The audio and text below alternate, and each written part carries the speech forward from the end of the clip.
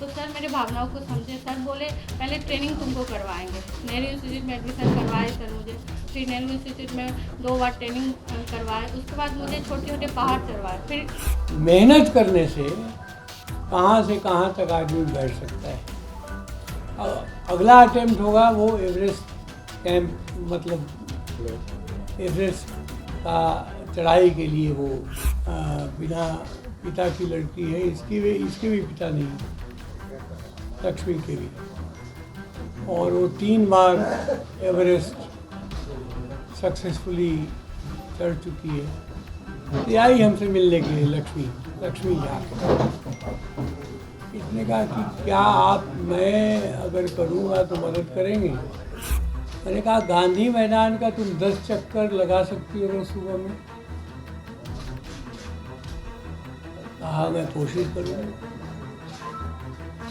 तो फिर उसने पहले 1 चक्कर, फिर 2 चक्कर करके वो 10 चक्कर लगाना शुरू कर दिया और सक्सेसफुली बढ़िया करने लगा। तब मैंने कहा कि ठीक है, अब तुमको हम बेसिक ट्रेनिंग कोर्स में माउंटेनियरिंग के दाखिला करवाएंगे, भेजेंगे। पहाड़ों से बचपन से ही मुझे मौका नहीं मिला था और सर सपोर्ट किए। मुझे बचपन से ही सोची बहुत मैंने इस सरकार के पास गए, बहुत सारे मेल किए, लेकिन सरकार का कोई रिस्पॉन्सिबिलिटी ही नहीं। दिवाली के दूसरे दिन ही आप लोग कष्ट ले रहे हैं। बिहार की एक बेटी है, सहरसा के बनगांव की रहने वाली, गरीब घर की बेटी है और एमए तक की पढ़ाई करने के बाद यहाँ पर वो पटना में कुछ नौकरी वोकरी ढूंढ रही थी। तो उसको पता चला कि मैं पर्वतारोहियों को बहुत प्रोत्साहित करता हूँ और हरियाणा की एक बेटी है अनीता कुंडू, उसको मैंने प्रोत्साहित किया। वो भी गरीब वर्ग की लड़की है, बिना पिता की लड़की है, इसके भी पिता नहीं, लक्ष्मी के भी। और वो 3 बार एवरेस्ट सक्सेसफुली चढ़ चुकी है। तो आई हमसे मिलने के लिए लक्ष्मी जाके इसने कहा कि क्या मैं अगर करूँगा तो मदद करेंगे। मैंने पहले उसका चेहरा देखा, मैंने पूछा कि भाई तुम कौन हो, कहाँ से आई हो। तो मुझे लगा कि ये वास्तव में करना चाहती है या नहीं करना चाहती है। मैंने कहा गांधी मैदान का तुम 10 चक्कर लगा सकती हो रोज सुबह में। कहा मैं कोशिश करूँगा। तो फिर उसने पहले 1 चक्कर, फिर 2 चक्कर करके वो 10 चक्कर लगाना शुरू कर दिया और सक्सेसफुली बढ़िया करने लगा। तब मैंने कहा कि ठीक है, अब तुमको हम बेसिक ट्रेनिंग कोर्स में माउंटेनियरिंग के दाखिला करवाएंगे, भेजेंगे। तो Nehru institute of mountaineering Uttarkashi में बहुत मुश्किल से एडमिशन हुआ है। खैर किसी तरह से उसमें अनीता कुंडू जो हमारी दूसरी बेटी है, पर्वतारोही, 3 बार एवरेस्ट कर चुकी है, तो उसने कुछ मदद की, उसका एडमिशन हो गया। एडमिशन आपस में बात मत करिए ना, तो फिर इन लोगों को रिकॉर्डिंग में दिक्कत होगी। तो उसका एडमिशन हो गया, वो सक्सेसफुली उसने कर लिया। इसके बाद उसने कई पर्वतारोहण के अटेम्प्ट किए, देश में, देश के बाहर भी, और सभी जगह वो सक्सेसफुल होती गई। तब मैंने उसको कहा कि ठीक है, तुमको मैं अब एवरेस्ट का बेसिक कोर्स करवाऊंगा, बेस कैंप में भेजने की कोशिश करूंगा। वो एवरेस्ट का बेस कैंप अभी करके आई है और बहुत ही दुर्गम स्थान में, तो चीन बॉर्डर में, जहाँ पे आपने सुना कि मुठभेड़ हो गई थी चीन सेना और भारत की सेना का, उसी क्षेत्र में जो एवरेस्ट का बेस कैंप है बिल्कुल बर्फ़ से ढका हुआ इस समय है। वो करके लौटी है, थोड़ी तबीयत उसकी ठीक नहीं थी, फिर भी वो कल आई हमको। वो कहने लगी कि अब मैं गांव जाऊंगी। मैंने कहा गांव जाने के पहले मैं चाहता हूं कि यहाँ पटना के पत्रकारों के सामने तुमको पेश करूं और मैं दिखाऊं कि भाई मेहनत करने से कहाँ तक आदमी बैठ सकता है।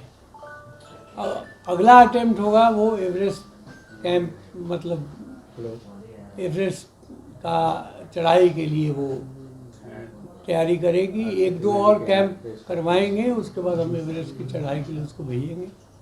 फिर बिहार की वो पहली बेटी होगी जो कि एवरेस्ट अटेम्प्ट करेगी और एवरेस्ट को सक्सेसफुल करेगी। एक प्रेस रिलीज भी मैंने बना के रखा है, वो मैं आपको दे रहा हूँ। वो भी आ रही है, रास्ते में ही है। वो कहाँ पहुँची भाई? कब आई थी?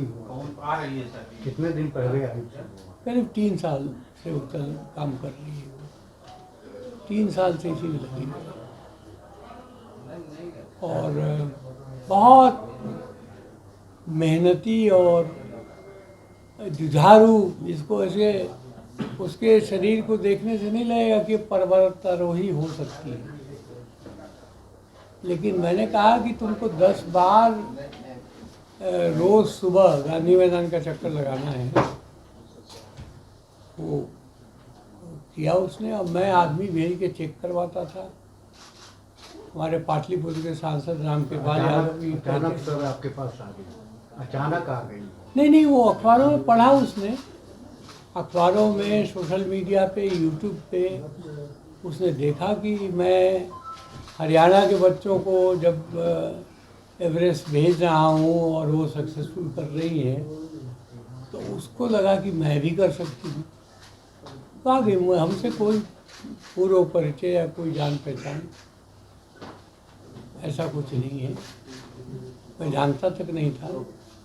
लेकिन धीरे धीरे हमको पता चला कि वो उसके पिताजी नहीं है, देहांत हो चुका है, और उसकी जो माँ है वही बेचारी अब गांव में जो कुछ भी करती हैं, बाकी बहनें भाई हैं। तो वो एक अद्भुत किस्म का प्रयास उसने किया है और हम उसको पेश करना चाहते हैं आप लोगों के सामने। अभी इसकी तबीयत भी ठीक नहीं है क्योंकि बुखार हो गया था बर्फ में।